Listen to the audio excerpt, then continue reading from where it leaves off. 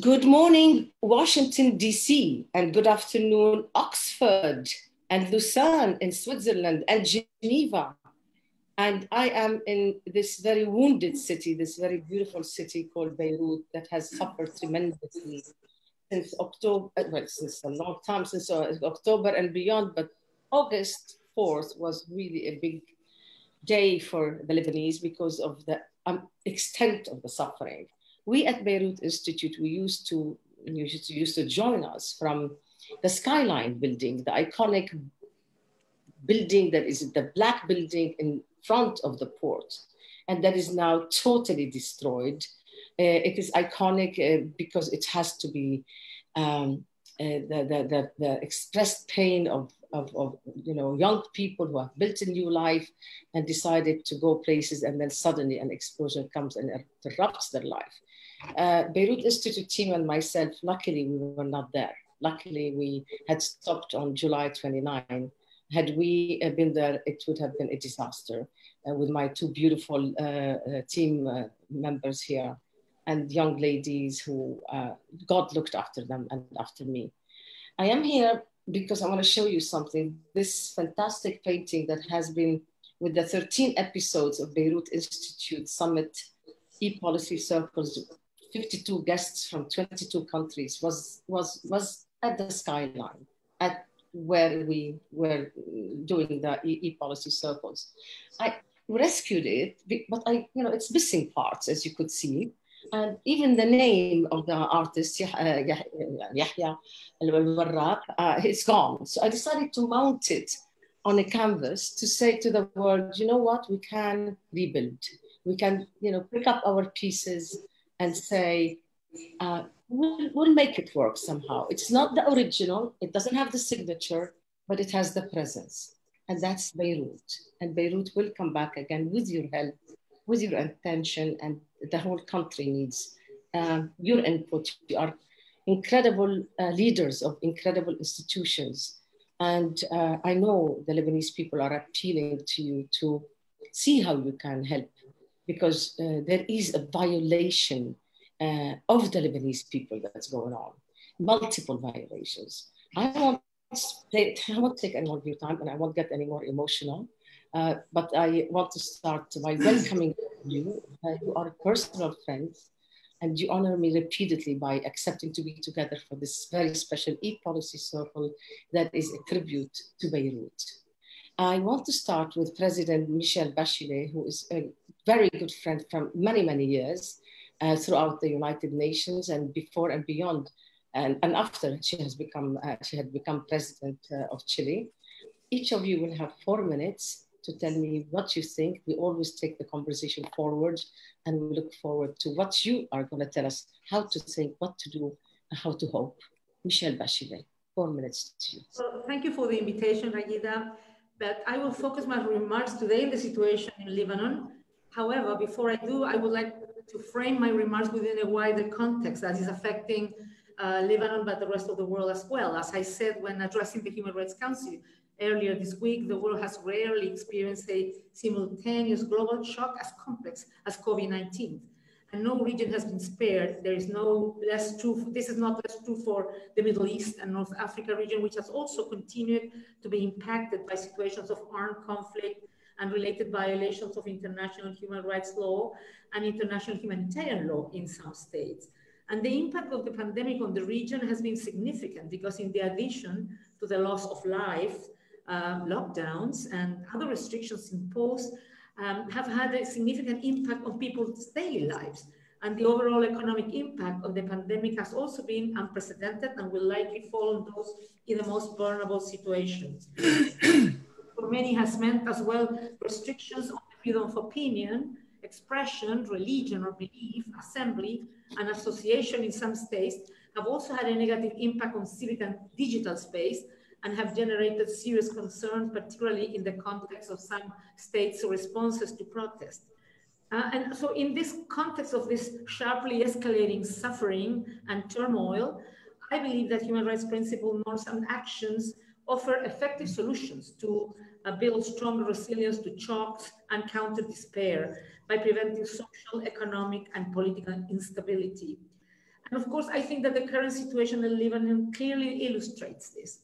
Before I elaborate, however, I would like first of all to reiterate my deepest condolences for the loss of life and injury in Lebanon, and to also reiterate my personal solidarity with the people of Lebanon following the horrific explosions last month.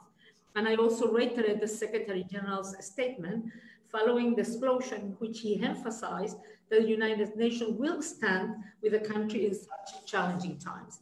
So my central message today is that the new government of Lebanon, when established, the international community and the United Nations must collectively place human rights at the center of the short-term response and the long-term recovery. It is critical that human rights is integrated into the emergency response to address the needs of all affected populations. The United Nations issued a flash appeal and is working together to support the population on the ground. And my office in Beirut is supporting such efforts. Furthermore, as protests continue in Beirut, the authority must ensure the protection of the rights to freedom of peaceful assembly, expression, and opinion. There is also an equally urgent need for all political stakeholders in Lebanon to come together to agree on a way forward, including through implementing an economic and institutional reform agenda to address the grievances of the people.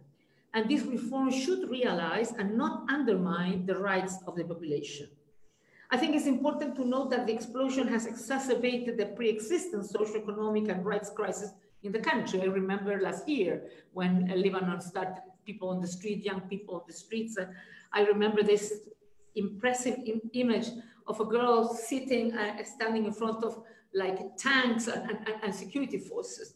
So I think we already have, I mean, there are root causes for the situation, plus the blast, of course, but before the blast. And I think this pre-existing condition needs to be addressed. There is, of course, sovereign debt default, a collapse in the national currency, rising prices of food and medicines, and of course, added now the economic shock of the COVID-19 lockdown measures that already undermine the realization of people's economic and social rights. And the situation has now deteriorated further, and of course, with all the terrible impact of the explosion. Mm-hmm. Accordingly, the government will need to pay particular attention for those in the most vulnerable situations, including those living in poverty and displaced by the explosions. Thank you again, and I look forward to the discussion. Thank you very much, Michelle Bachelet. You spoke about human rights, and that must be placed at the front and center of the issues in Lebanon. How do you feel human rights are being violated of the Lebanese citizen? I mean, is the citizen of Lebanon, are the Lebanese people suffering from the violation of their human rights by a clique of politicians who are not allowing it, government included, all kinds of people in and out of government, but in government, that are not allowing the country to receive aid or a rescue package from the IMF, the International Monetary Fund? Is this a violation of my right as a Lebanese that I can't get that rescue? Well, I think that government should do anything possible to diminish the grievances of the people. And of course, if there are adequate, and of course, maybe our colleague from World Bank would talk more about that, if there are some solutions or possible solution under, if I would say, reasonable conditions, because sometimes there are offers that are not under reasonable conditions for a country to receive, that should be received, of course. But I think there can be different ways of violating human rights. If there is, I mean, I know that sometimes there are violence. Some protesters do commit violence acts, and I understand also if policemen died. But there's no, if there is any violence, it's the states who violate the human rights, and it should be protected, the peaceful assembly and the peaceful participation. And lastly, I think when you have problems, the main thing, first of all, freedom of information, transparency in the information, and also people's participation, because it's that what people feel, that they don't have probably the spaces to hear their voices heard, to be their voices heard, and to really be able to influence in the process. All right, I'm going to leave you with a thought, and I really would like to push you on that a little later. How is it not a violation of the human rights of a Lebanese citizen if its government, if it's the presidencies, the first and second and third presidencies, are not doing the right thing by the people in the sense of accepting international aid, accepting international intervention, accepting a rescue package? How is that not a violation and of the human rights of the Lebanese citizen? Please think about that while I go to Peter Maurer. And 4 minutes to you, Peter Maurer, about the International Red Cross and where shall we go from here?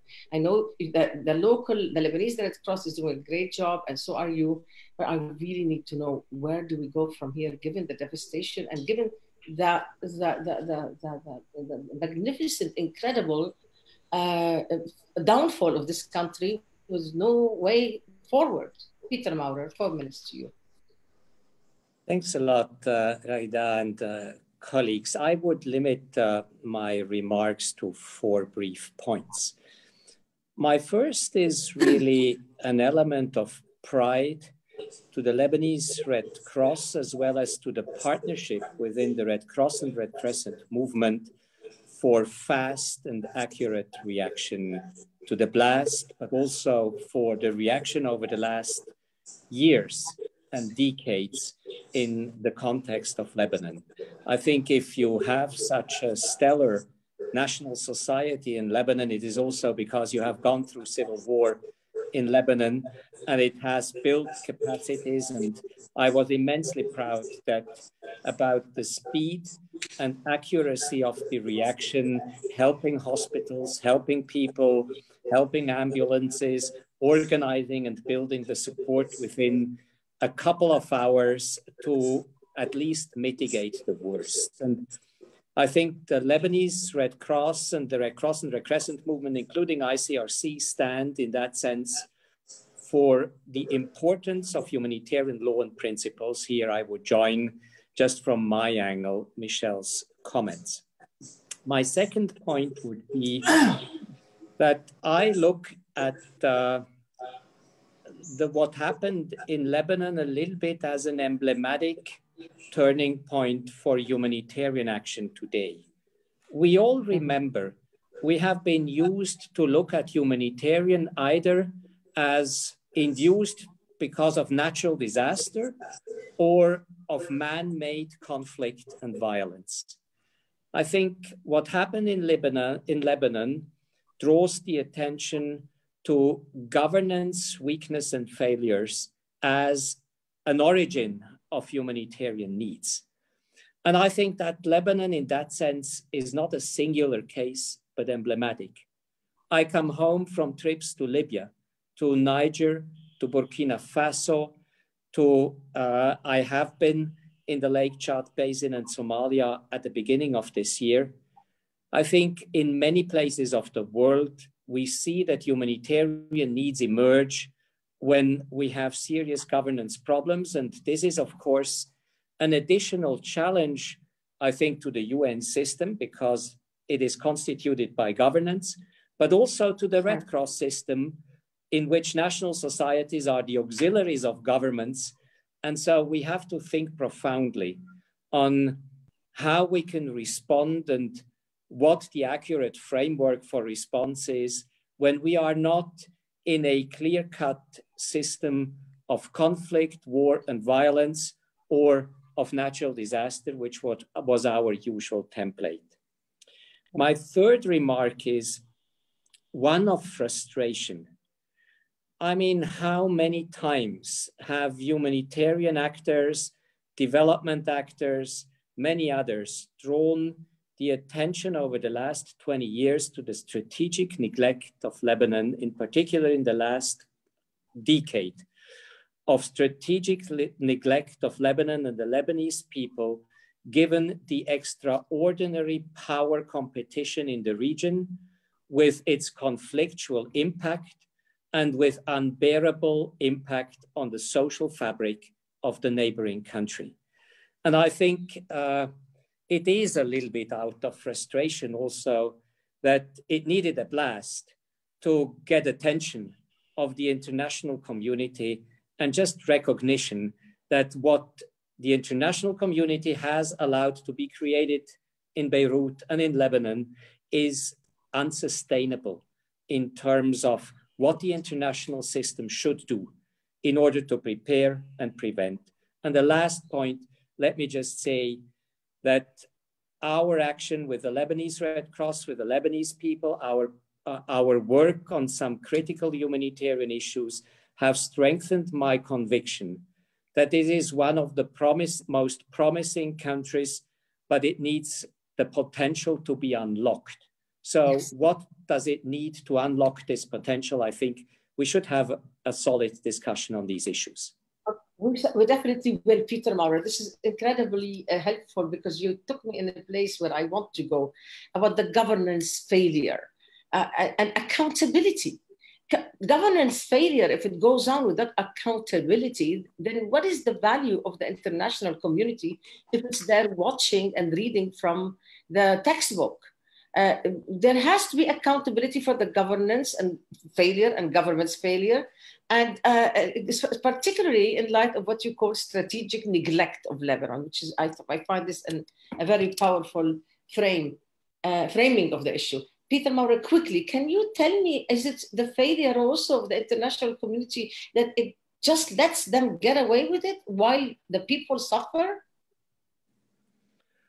Well, I do believe that the international community always needs interest and motives to get engaged. And I do believe that the focus was on the conflict dynamics in the neighboring countries and not on the impact on Lebanon.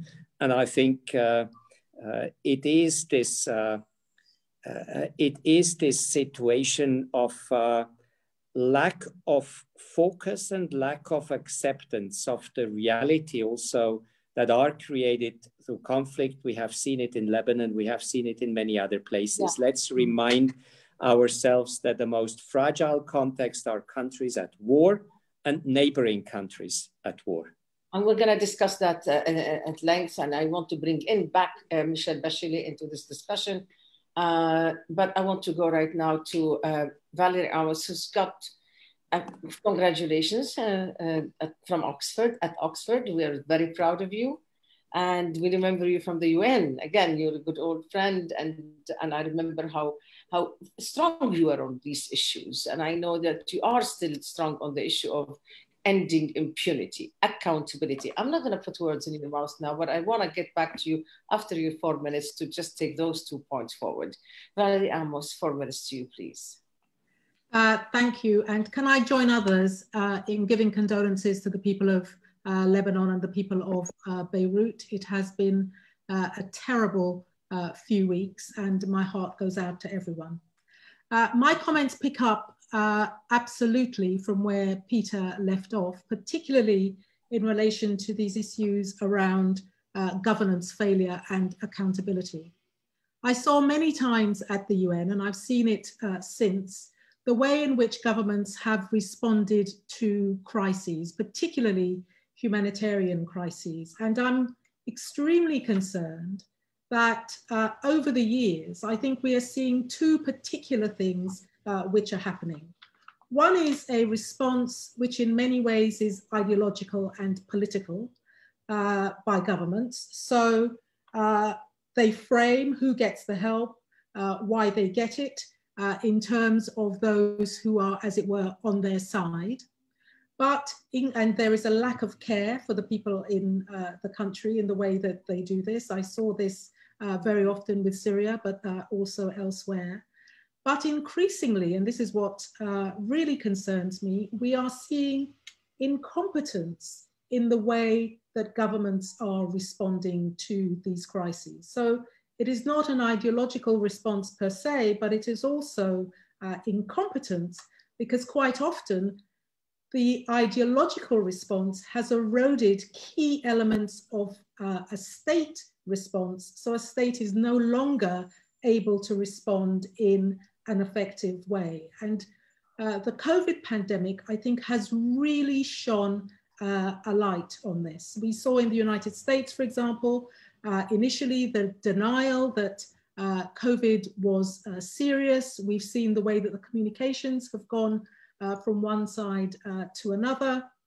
In my own country here in the United Kingdom, we have seen in procurement and also in the way that we have put a testing regime in place, a lot of people complaining about the length of time that has taken and the incompetence that is at the heart of that. Don't get me wrong, I know that any government would be challenged in relation to responding to COVID, but this is about elements that demonstrate incompetence. And both of these, I think, were very evident in Lebanon when we saw the response to the explosion. A slow response, a refusal of international help. With a history of a country with a toxic political environment, the continuation of the conflict in Syria and that impacting in a very negative way on Lebanon. We know about the refugee flows, but in other areas as well. But also in terms of the region, significant geopolitical shifts. Recently, the impact of diplomatic normalization deals between Israel, the UAE and Bahrain, all taking attention away from particularly what is happening in Lebanon and the international community holding Lebanon to account. And this brings me to my final 2 points. One is in relation to the importance of multilateralism and what the current context tells us about the importance of that multilateralism. The pandemic response is one element of that, but the report that came out yesterday from the UN in relation to climate change and biodiversity and the impact of that on our countries going forward. We need multilateralism now more than ever before. So where is the positivity? And I know you want me to stop, but where is the positivity? I'm really encouraged by the citizens of those countries across the world and what they're doing. If we look at the response to Black Lives Matter, for example, if we look to the response to climate change, if we look to the response of the people in Lebanon, in Belarus and everywhere, other countries where their governments have become increasingly authoritarian and where their governments are incompetent, that I think is where the positivity lies. Thank you very much, Valerie. Amos, you know, you spoke of, and I want you to be very quick on this because we're already almost a half an hour in. You spoke of the ideological versus the, what did you call it now? I wrote it down, I don't have my glasses on. I said ideological and incompetence. Right, and so, well, lucky us, we have both. We have totally both in this country. And so probably Ferid Belhaj is going to tell us how we failed in both because he's been based here before and they've been doing some work on and I'm sure it's about the total incompetence, but the ideological is driving this. Is it wrong that the international community, Valerie Amos, has been quite accommodating rather of the regional players interfering in this country and, you know, taking it as if it's their own? You know, there are regional players who have decided that they will run the course in this country. And this is the ideological part I'm talking about. And of course, I'm talking about Iran. What is to be done about this sort of thing, Valerie Amos? So I think I would say two things. One is that I think the pandemic has allowed a lack of accountability in the sense that it has taken the eyes off the ball of many things that are going on in many parts of the world, including in Lebanon. So we are not seeing that overarching scrutiny, which comes not just from the international community, but also from the media as a whole. But I think the second thing, which is very important in relation to this, is that we are seeing countries that are members of the Security Council. I'm thinking particularly, for example, of the United States, which has stated very, very clearly, not only an America First policy, but has been scathing in its criticism of a multilateral approach. So it's enabled other countries to stay very quiet in the face of these attacks on accountability and on multilateralism. Oh, thank you very much, Valerie, Amos. I need to go to you, Ferid Belhaj, because a lot of Lebanese are waiting to hear what you've got to say. Because, as I said, not only because you've been here, but also you're the World Bank, and you also know you work closely with the IMF, and I'm sure you're going to tell me something beyond what we know, and as far as the good work that you've done with the Bisri, what is it called, the Bisri Dam. I was thinking in Arabic, and the report that you have done in the assessment of damages. Please take it beyond, because people are eager to hear what do you have to say. How do they get out of this mess? What help are you bringing? Is it possible that we can do anything if there are no reforms? Ferid Belhaj, 4 minutes to you. Yeah, no, thank you very much, Raghida. I'm very pleased and honored to be with this distinguished panel. Thank you for the invitation.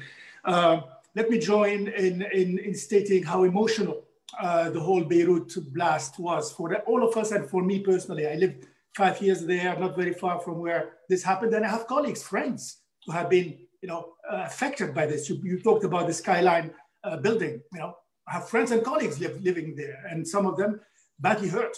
So it is personal for us.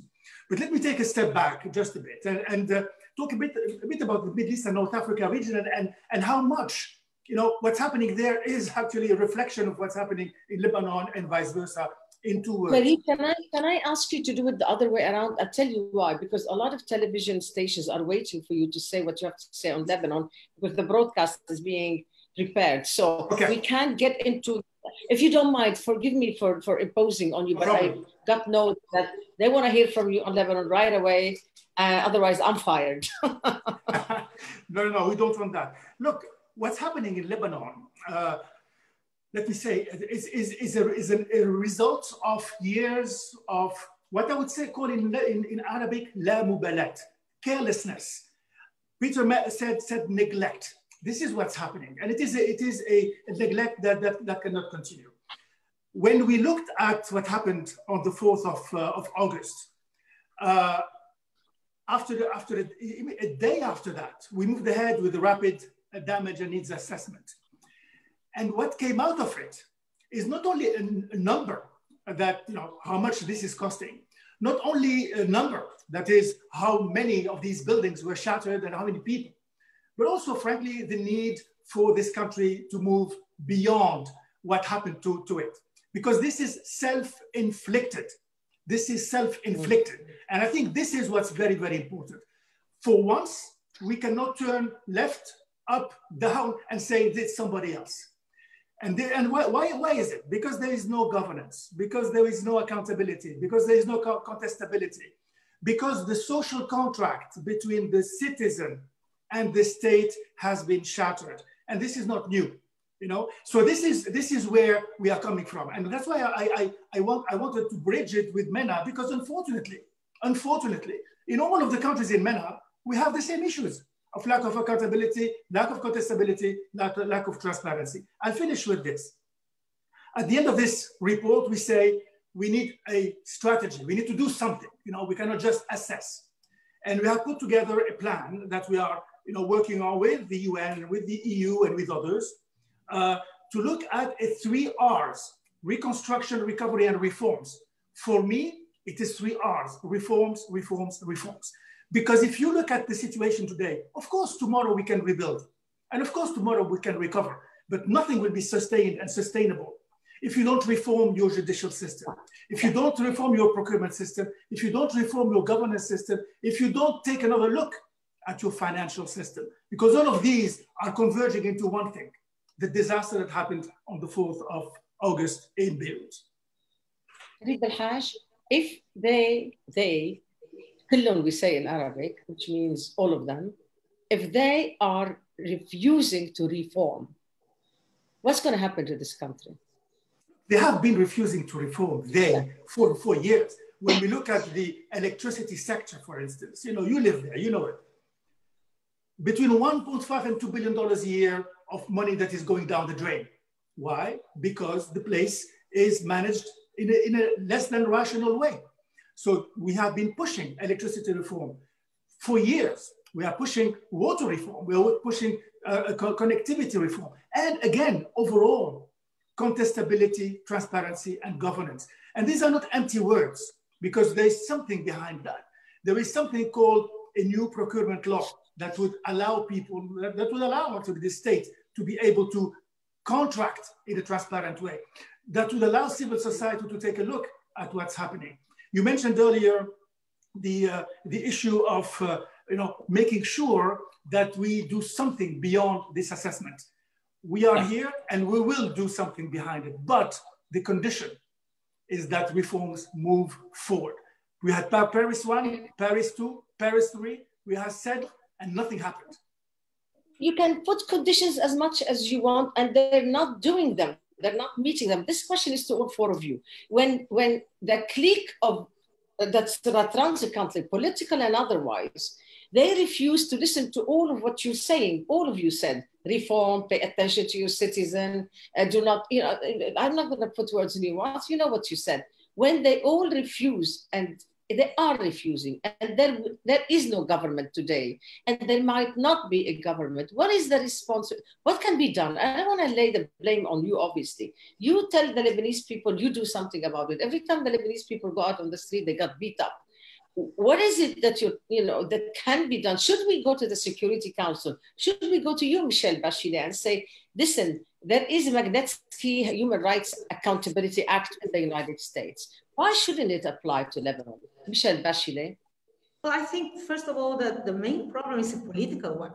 I mean, they don't have, they are not, I mean, I'm not an expert on Lebanon's politics, but what I do know is that, for example, the IMF for months had been negotiating a lot of a package of reforms, but they have not been accepted by some people in the government. Maybe some are pro-reforms and some are not. But when I think on how the governments are conformed in Lebanon, with that multiplicity, the solution, the formula who came after the conflicts in the past, I have been in government, and I'm not sure that you can be in a government when you have people who think so differently. How could you advance when you have people that are so completely separated in terms of some people who can speak and said, we need to fight corruption through many of the reforms that Ferid was mentioning, and some other people don't want to lose the privileges. Then why, Michelle Bachelet? Then in that case, what is wrong with the Magnitsky, the global Magnitsky Human Rights Accountability Act, which allows, in the case of the United States, the US government to sanction foreign government officials implicated in human rights abuses anywhere in the world? These officials are abusing our human rights by refusing accountability, by refusing reform, Michelle Bachelet. Why can't this be taken up by the Human Rights Commission? Well, I mean, you mean the council? But any which way you want. No, but you mean you said. Can I hear from you on that? Should the government officials be sanctioned because they're not allowing us to get relief? Well, I think first of all, I think we need to work with the government to engage them in a solution, because of course they are not respecting the rights of the people when they permit that grievances exist, and we need the population is suffering, and the rights are diminished. So the government must honor its commitment, whether it is a package from the IMF or another. Of course, the problem of this is that it's a sovereign decision. But if it's a sovereign decision, I think we have to urge them for a peaceful resolution. And of course, countries can use other kinds of actions. But on the Human Rights Council, and I want to mention of something that was discussed by Valerie before, and also by Peter. I mean, on the accountability, on the commitment of the international community. Today, the world is very polarized. And Valerie, I'm not going to repeat what they said, but it's very difficult to get any decision, for example, in the Security Council, because there will be countries who are not accepted. And in the Human Rights Council, it's the same. When there are certain delicate situations or controversial situations, and they vote, not every time those votes really can represent what everybody wants. So I think something can be done, but it will be needed to have some countries who propose that actions, because that's a member state issue. It's not an issue from my office. We cannot act on this regard. So it's very complicated. Yeah, maybe it's time in cases like this to think out of the box, probably, let me go to Can I come in? Sorry, I can't think out of the box, but I represent the UN. I don't represent myself. But that's why we need, the UN needs to be rehashed. Globalization, the talk of globalization, and forget about unilateralism when the UN is really failing in thinking out of the box. We need to, I mean, I'm the daughter of the UN, as you all know. I spent 40 years at the UN. But the UN are not the bureaucrats. Us. The UN is the 193 member states. And I'm against this upholding the issue of sovereignty above all, because there is really something important that we have to listen to. But that is, I just want to go to Peter Maurer, please. Yeah, go ahead. Valerie. Thanks a lot, Raghida. Can I just inject two thoughts? Yes, if states and international institutions fail and mechanisms which were devised are not functioning, from my modest Red Cross perspective, I say that's the moment of civil society to get organized and to do the best it can to deliver services. And I think that's what we try to do in a limited space of humanitarian action and basic needs and social services, as we have done in the past. But let's never forget that accountability mechanisms, international mechanisms, pressures, sanctions, legal accountability will only work if there is a broad movement and willingness to make them work. And it seems to me we are not there yet, despite all the difficulties.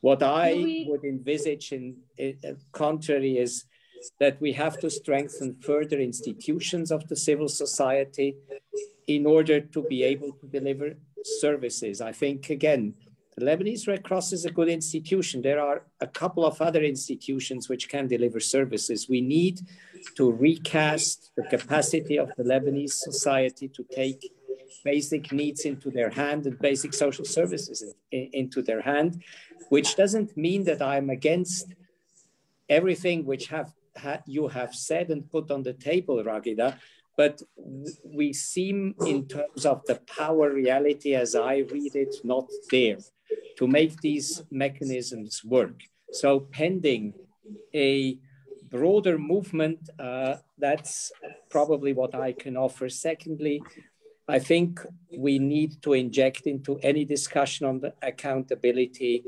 power reality. I don't know any place in the world where accountability works without taking into account what the power balance in a country is. You can't discuss away those who have the power. You have to engage them in dialogue. At least this is the recipe which the Red Cross and Red Crescent movement uses in order to deliver services. Peter Maurer, I'm going to have to go to Valerie Amos on that, but please, I mean, you know, when you see that there is a total dysfunctional entity in this country, that actually they are very functional. It's that they made this country dysfunctional. And you see it in your own eyes, and you know what's going on, including refusing an IMF package, including resisting what the World Bank wants to say, including juxtaposing the priorities of regional states on the Lebanese individual. You can't just go to the traditional equation, Peter Maurer. I want to get back to you on this, but I want to hear from Valerie Amos and then from Ferid Belhaj on this. I'm not going to the traditional equation. I'm just saying you have then to strengthen civil society organization to get organized if the official structures don't. Okay, Valerie Amos, I need to go to Valerie Amos first, and then I'm going to go to Belhaj because I have questions coming in for you. And probably you could weave in Valerie Amos, shooting of protesters, please. I know you would have something to say about that. Should that not be, you know, something that governments are held responsible for when they're shooting protesters? Valerie Amos, please. Of course, governments should be held responsible for it, but I think the thing that we are all grappling with here, and it's a very, very difficult thing to accept, is that we have reached a kind of impasse. We all recognize that multilateralism is key, that accountability is key, that the structures that we have in place at the moment in the UN, the Security Council, the Human Rights Council are key in all of this. But because of the power which is being exercised by individual powerful member states, because of the proxy wars which are going on across the world, multilateralism has increasingly become impossible. So what we need to look for, and you yourself talked about, the importance of thinking about outside the box. What we need to look for is how can we create some opportunities out of the crisis, the different crises which we have on the table. And one of the things that Peter talked about was strengthening civil society. And in that sense, I am talking about the same thing, but in a slightly different way. We are seeing these important protest activist movements around the world. It is absolutely appalling the way that we are seeing individuals and groups of people being shot down, not just in Lebanon, in other countries in the world where they are protesting against their governments, they are protesting against authoritarianism. We have seen over the years the ways in which humanitarian workers themselves have been targeted. In the case of Lebanon, so a couple of things. So a couple of things. First of all, we need as much as possible to support those who are making the case against that form of authoritarianism. We need human rights advocates, for example, who are making sure that they are recording what is going on, because I am a firm believer that over time this will change. I think we also need to be forming alliances, and here I agree with Michelle, who said that essentially this is a political problem in Lebanon. We need to be forming alliances with those who want change, who want to bring about positive change, who care about the people of the country. It's going to be a slow, long, hard process. None of us thinks it's going to happen overnight. We know the history. We've seen what's happened. I mean, Raghida, you're wanting immediate change, and I understand that. You are living right in the midst of it. No. Valerie, let me just explain something to you. Let me explain something to you, and I'm sure Ferid Belhaj will help me there. This is not that I'm dreaming of an immediate change. There is a horrible collapse happening. Horrible collapse. Ferid Belhaj will help me go through this. There will be no return to rebuild this country if there is no immediate action. It's not a luxurious thing that, oh yes, I would like to have an immediate result. There is no other option but to have immediate intervention. I do not see it as a luxury. Do not get me wrong. I do not see it as a luxury. But we all know, and we have seen it time and time again, we have seen countries, as it were, fall through the floor and think they cannot fall any further, and indeed they have. And I very much fear, and this is not a great message, but I very much fear that Lebanon may have to get worse before it gets better. That is not the message that I want to say to everyone. I know how appalling and awful it is. But we are at a place in the world right now where there is so much that is collapsing around us that we have taken for granted, that there is a rebuilding job that needs to be done, rebuilding in a different kind of way that takes on board a lot of these challenges. Thank you. Ferid Belhaj, a couple of quick questions, 3 quick questions, one at a time. First of all, who failed the IMF here in Lebanon? Who failed them? Look, it is a tough question. Who failed them? I guess there was clearly not enough willingness on the part of the government to reach an agreement with the IMF. We are in touch with our friends from the IMF, and clearly they came with a very clear set of suggestions. By the way, something that we discussed with them at all times with the IMF, and clearly there was no responding power on the other side of the table. So this is where we are. Now, let me say something. What I see happening now in Lebanon is an acceleration of history. I said it earlier, this is self-inflicted, and it is important. Because it is self-inflicted, Raghida, just a second, because it is self-inflicted, whomever is in charge now cannot turn and say it's not my fault. So this is where I believe that the reforms are on the right path. Second point, quickly, the RDNA, this report that we produced, was put together basically and discussed with civil society, with a large array of activists around Beirut and the greater Beirut. And it is important because that allowed us to get more of a reality check above and beyond how many buildings were destroyed. And the third point is, because of this new dynamic, you heard it, you are there. The president of parliament, the prime minister, all of them are talking about the need to rejuvenate the political system. And it is absolutely fundamental that this is taken at face value. So I believe that it's important that we recognize that something happened with this blast. It's not business as usual and a couple of bombings down in the south. This is happening. Who's failing you now as the World Bank? You're extending some very interesting, okay, you succeeded with the Bisri Dam, right? Tell me about the success story. How much flack did you get for that? Look, this is a very long story. It is a good project that at some point got derailed because of the political wrangling around it. So, as the World Bank, as us people, we listen.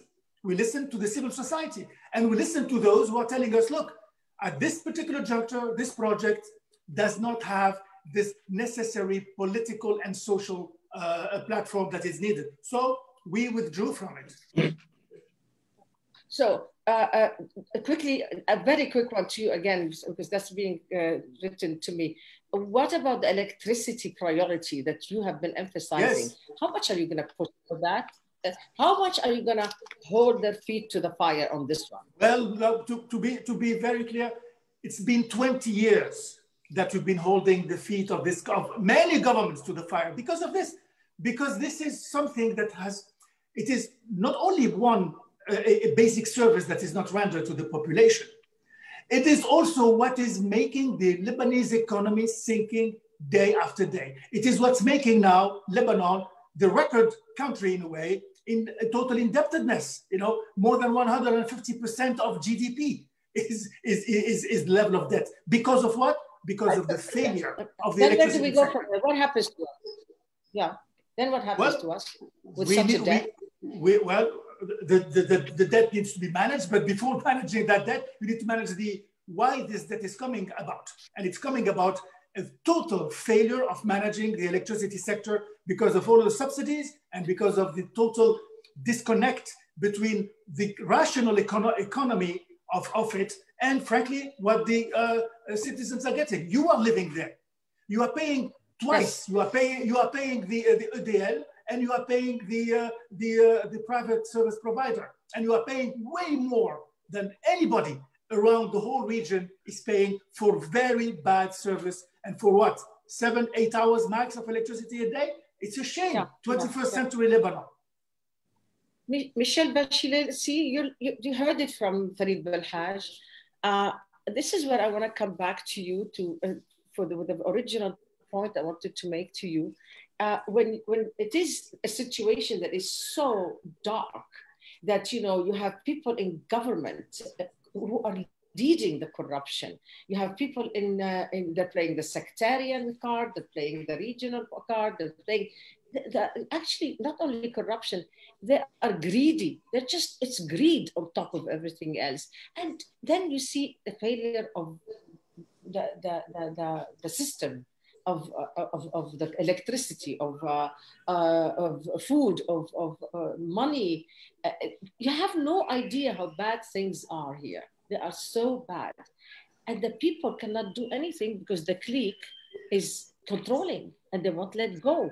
How come we cannot hold them responsible? Why can't we hold them responsible, please? No, of course they're responsible.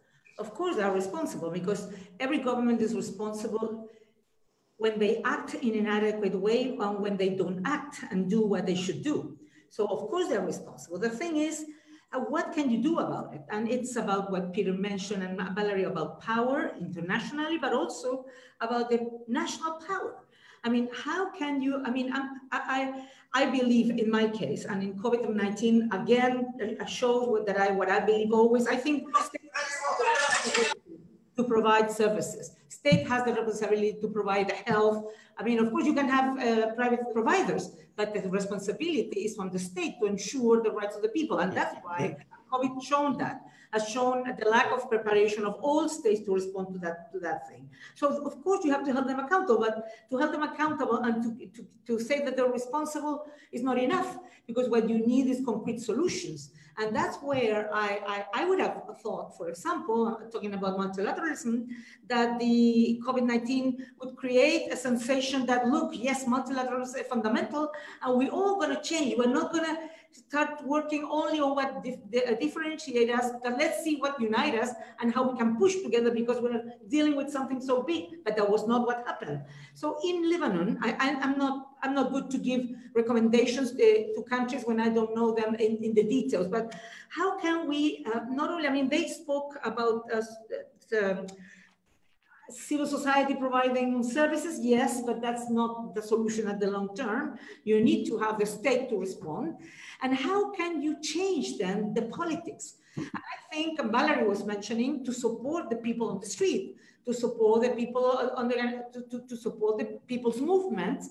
But one of the things that really, I don't have the solution, sorry, Raghida, because when you have people who don't trust the authorities, and they don't trust because they have good reasons to not trust, and you have certain structures, political structures, I have been thinking to myself, what a difficult situation it is. And I guess that's why Valerie said it might go worse before it goes better.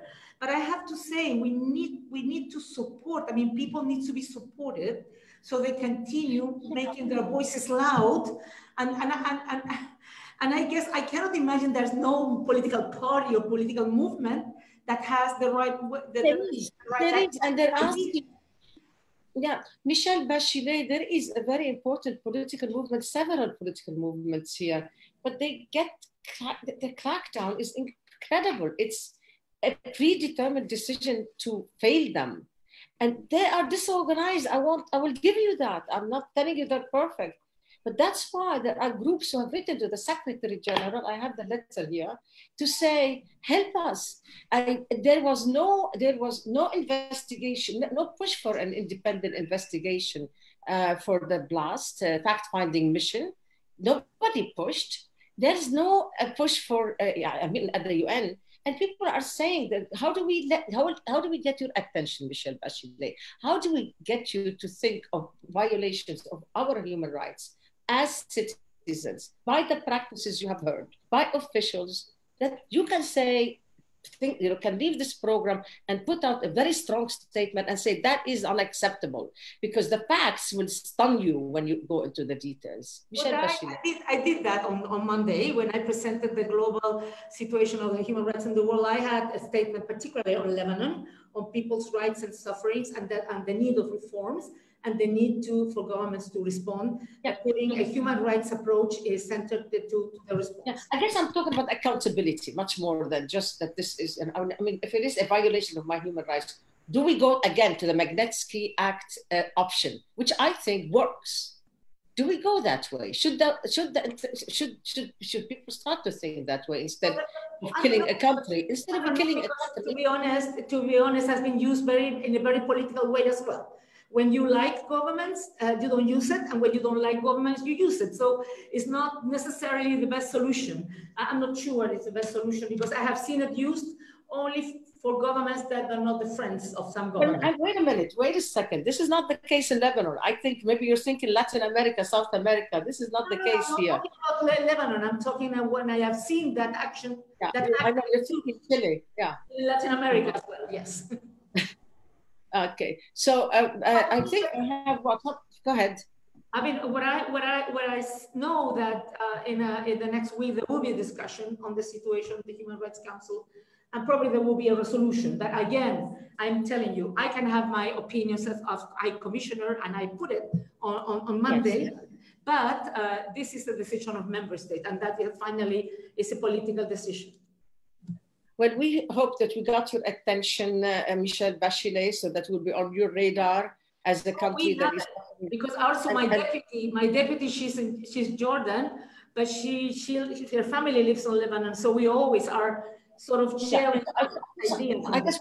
I guess we're asking you for more. So I'm going to just consider this like almost a closing statement, because everybody's going to get a minute after this. And before I conclude and introduce the e-policy circle for the next one, I just want to thank you, Michelle Bachelet, for stay with us. Do not leave yet, please, for thinking of this country, putting it on your radar. And we hope that you can think further of how, this case is new, it's one of a kind. When you see that case, what can we do to make sure that the collapse is not final, that it's not detrimental? I want to go to Peter Maurer, give you 1 minute to conclude, please, Peter Maurer, with what you are walking away. What are you taking away from this discussion? What do you want us to learn from you? Where do we go from here? Well, Raghida, what I learned is that, of course, the questions you put so strongly about accountability and legitimacy are issues we encounter in many places of the world, and we look at fragile contexts and breakdowns of systems. And when systems are breaking down and we do not immediately know how to establish accountability, how to establish legitimacy, then the strengthening of the resilience of people is sometimes a sober, modest, underwhelming recipe that we are offering, but sometimes the only one. And I fear a little bit that Lebanon, while we are not used to think about a failed states about Lebanon, we think about other contexts, we do see failure of having legitimate, accountable political systems built. And this brings us back and draws us back to what humanitarians sometimes are and where we can work. But of course, I know this is completely unsatisfactory in terms of a response, and it is no response to the accountability question. It's just a realistic assessment of where I think we are when other mechanisms fail. Thank you very much, Peter Maurer. I think, you've heard me for years at the UN always fighting for ending impunity. It did not start with Lebanon. It's always, I've been fighting. This has been my urging for every Secretary General I've met. And guess what? It's been like, how many of them? 5 or 6 I covered. So I've been around for many years, but please keep in mind how much we have to do for ending impunity. Peter Maurer, thank you very much. Valerie Amos, I know you're strong on this one. I remember you. What can you do now in your capacity? I mean, you're a great institution. We need your thinking out of the box. Can you help us think of how do we step out of the borders of the United Nations restrictions, whether member states, whether the UN? We need your thinking. Go ahead, you have 1 minute, and then Ferid Belhaj will get 1 minute. No? Okay, 30 seconds for you. And 30 seconds. So I think we need to do both. We need to work to reform and strengthen our multilateral institutions, but we also need to think outside the box. And your point about impunity, we should be absolutely strong on that. And I think we should always ask for more. I mean, that is part of the pressure that we have to put on. Secondly, we need to maintain the pressure. We need to build alliances with those who want to bring about positive change. And I think that we need to have a good, long, global look at these issues around accountability and legitimacy.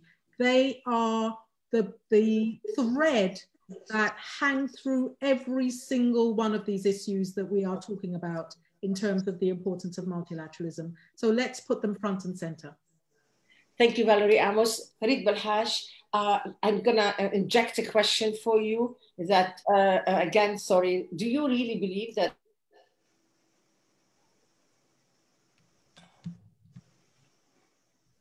We lost you.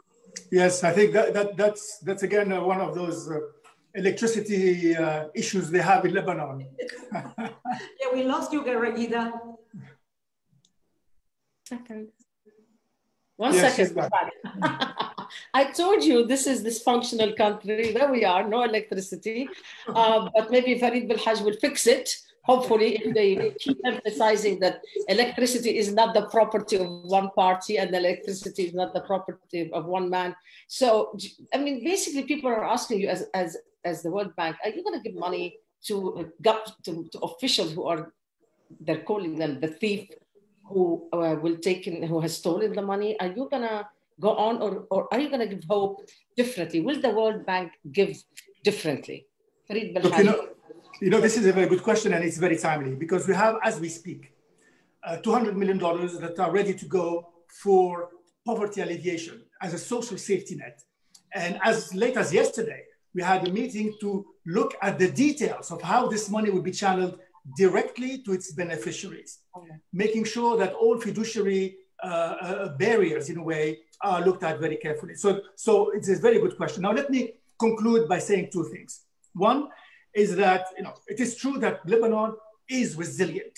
Resiliency is part of your DNA, which is absolutely great.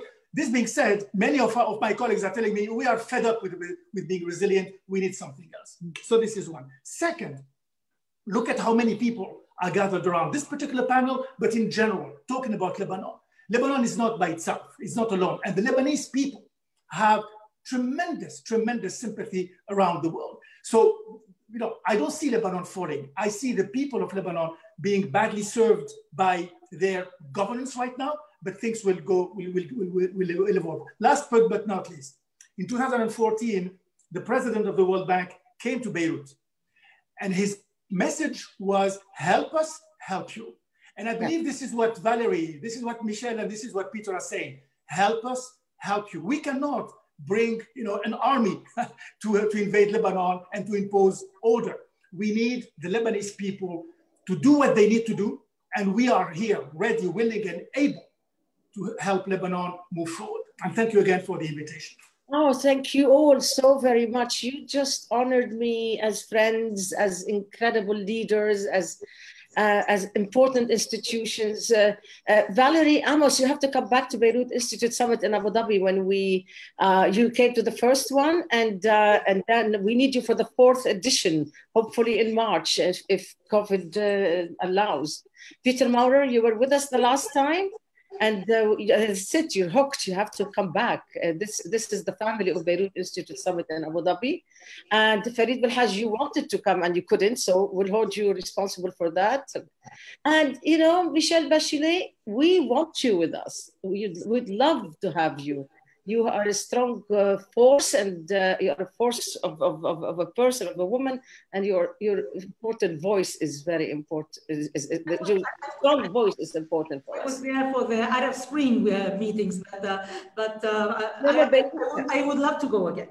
Please, we want you with us. Let me announce to you who some of them are your colleagues who will join us next Wednesday at the same time for another fabulous e-policy circle. You are the first one for the second season, which is, of course, the fall-winter season. Thank you for the honor. And the next one will be e-policy circle number 15 on September 23rd. We have your friend, I'm sure, His Excellency Danilo Turk, the former president of Slovenia. He's currently the president of the Club of Madrid. Huh? You all know that. We have Nabil Fahmy, the former foreign minister of Egypt, and of course he's the founding dean of the School of Global Affairs and Public Policy at the American University in Cairo. We have Richard Grenell, many of you would know as the spokesman for the US mission at that time, but he's now former director of the National Intelligence and former ambassador to Germany and envoy for Kosovo. He's been in the news quite a lot recently. And we expect that we have Andrei Fedorov, who is the chairman for the Fund for Political Research and Consulting. He was also previously a deputy foreign minister for Russia. So you honor me, love you all. Thank you for joining me. Help Lebanon. This is for Beirut. Beirut needs you. Skyline will hopefully welcome you back again, but only when we can rebuild. We cannot rebuild now. We cannot rebuild a home. I cannot rebuild my little home because the building has to be rebuilt. So until next time, this is what it was before, and this is what it is now. This is the skyline, the iconic skyline that where Beirut Institute was coming to you from. Pray for the day that we will join you from there. I thank you.